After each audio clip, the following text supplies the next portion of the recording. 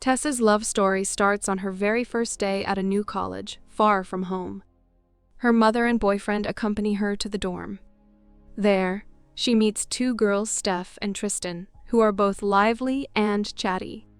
Her mom immediately picks up the smell of weed and storms out. Tessa follows, urging her not to overreact. She assures her mom that she'll be responsible. Reluctantly, her mother trusts her and says goodbye with a proud smile.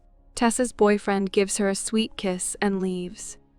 Back in the dorm, Steve jokes about scaring off Tessa's mom. She notices the guy who left and assumes he's Tessa's brother. But Tessa quickly corrects her, he's her boyfriend. Steve grins and walks out. The following morning, Tessa eagerly heads to her first class. She meets a friendly guy named Landon, who tells her he's majoring in English. Tessa, an economics major, listens with interest and enthusiasm. After a relaxing bath, Tessa returns to her dorm and is stunned to see a guy sitting inside, calmly reading. Startled, she tells him to leave, but he smugly replies that she shouldn't flatter herself. He's not interested. Just then, Steve walks in and casually explains that he's her friend. Steph invites Tessa to a party, but the guy confidently bets she won't show up. Before leaving, he deliberately spoils the ending of The Great Gatsby, ruining the book for her.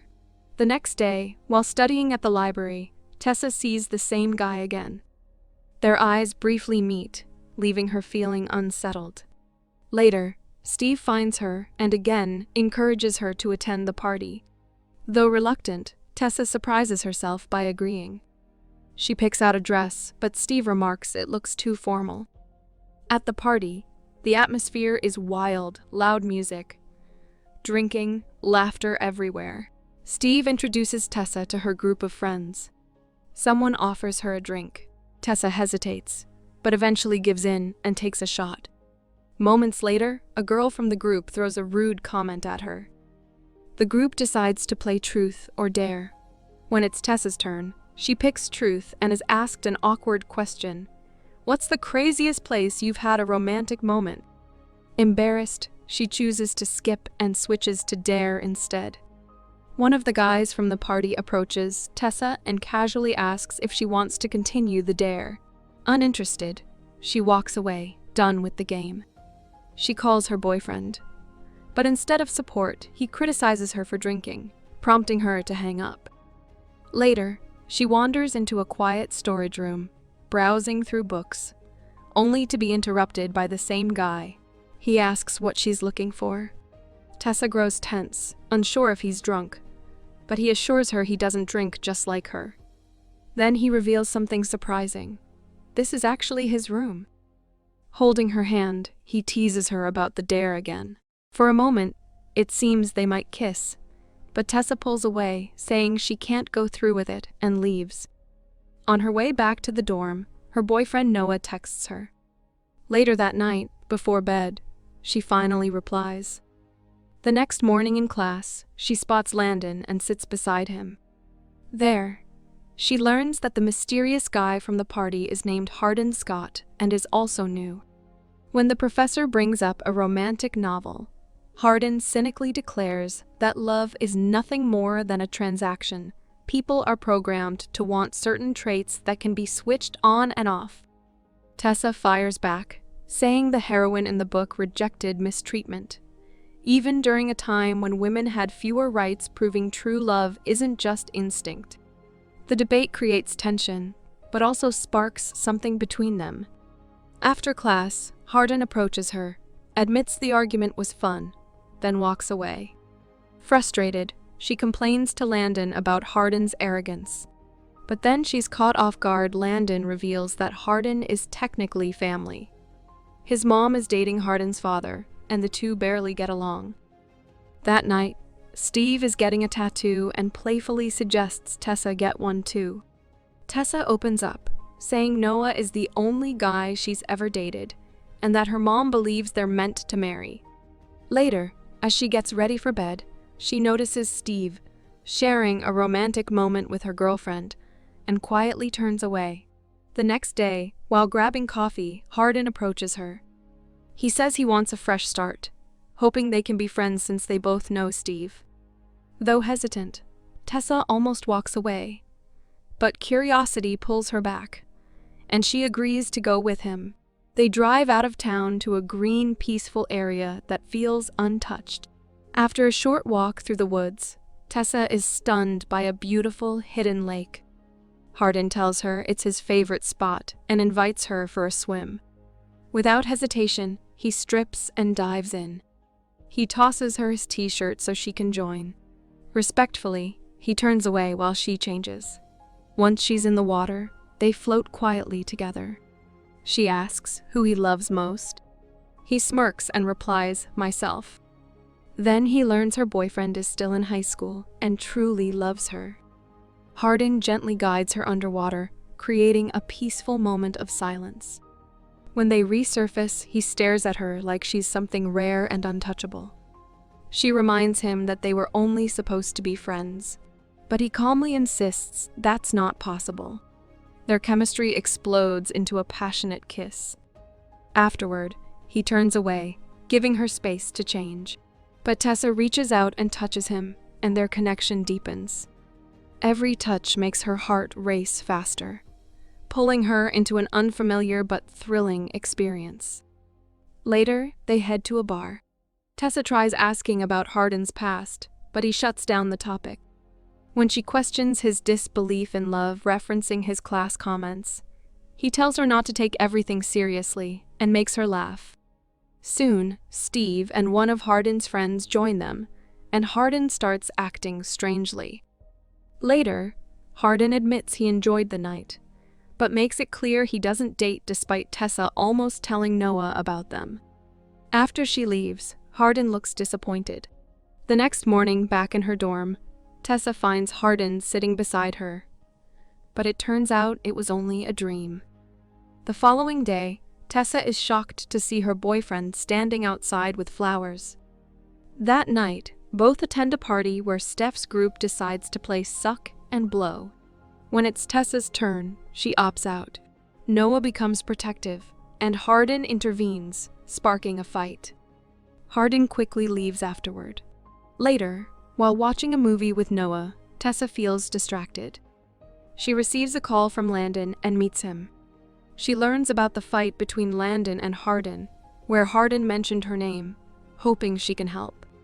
Landon reveals Hardin is upset about his father marrying Landon's mother, while Hardin's own mother lives in a rundown place in London. During their conversation, Hardin breaks a glass, and Tessa cuts herself, trying to clean it up. Before long, she ends up spending the night in his room. The next morning, Noah shows up, visibly worried. Spotting Hardin there, he quickly leaves. Feeling crushed, Tessa returns to her dorm, where Molly notices her sadness. It feels like she's lost a close friend. Tessa struggles through her classes, trying to reach out to Noah. One day, she sees Hardin outside and decides to talk. He's caught off guard. She opens up about her father leaving when she was 10 and how her mother couldn't cope. Noah was her support through it all, not just a friend, but something more. She shares everything with Hardin. Later, Hardin asks her to stay after the library closes. Sitting on his lap, she watches as he reads. Suddenly, security spots them and chases them out, causing them to laugh while escaping. That playful moment becomes one they both treasure. Their growing closeness doesn't go unnoticed. Hardin even interrupts her class to call her beautiful. One day, Tessa catches Hardin scribbling in his notebook and tries to peek, but he playfully denies her. Soon after, their romantic connection deepens. Then, unexpectedly, Tessa's mother bursts in, catching them in an intimate moment. Furious, she lashes out at Tessa's roommate and warns that Tessa's involvement with a boy will ruin her life. Tessa stands her ground, telling her mother she will live life on her own terms, not how her mother expects. This deeply upsets her mother, who warns that Hardin will break her heart before cutting ties. Later, Tessa confides in Landon about the situation, and he warns her Hardin is complicated, advising caution. Hardin takes Tessa to a place owned by a friend of his father's who's away in Italy. He suggests they move in together. Since her mother has disowned her, they start living there and build a joyful relationship. They share laughter, cherish small moments, and explore new places. Hardin can't believe she's his, feeling unworthy, while Tessa knows nothing can change her feelings. Soon, they attend the wedding of Hardin and Landon's parents. They meet Landon's mother, Karen, and father, who warmly welcome Tessa.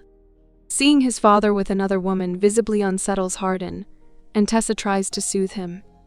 During the reception, Hardin's father praises him in a speech, but Hardin confides to Tessa, this isn't the man he grew up with. Though changed, some wounds remain. Hardin shares how one day his father crossed the wrong people at a pub. When those men returned for revenge, Hardin couldn't protect his real mother from harm. Later, they share a dance, eyes locked. Then, retreating to a private room, Tessa decides to deepen their romantic connection. One day, Molly looks at Tessa with jealousy and soon starts probing about her boyfriend. Molly wants to know more about Hardin, but Tessa stays tight-lipped. Later, Molly texts Hardin, making Tessa suspicious. When she confronts him about secrets, he simply asks her to trust him and insists there's nothing to hide. Feeling anxious, Tessa seeks answers. A friend texts her to meet at Videodrome. There, she finds Jace, who says Hardin might be at Blind Bob's. At the bar, she spots Steve and the group.